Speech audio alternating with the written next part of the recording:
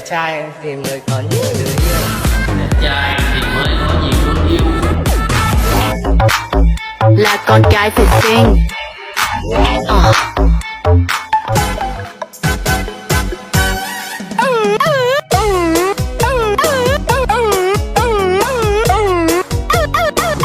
ơi, cứu tôi với, cứu cuộc đời tôi với, cứu cuộc chơi với, trời ơi. Trời ơi, không lẽ nào đây là sự thật?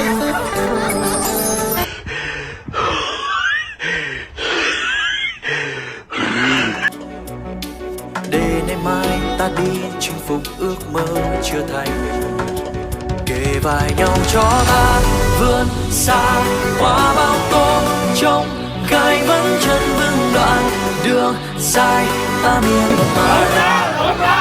Đời cùng anh em sông pha ta chấp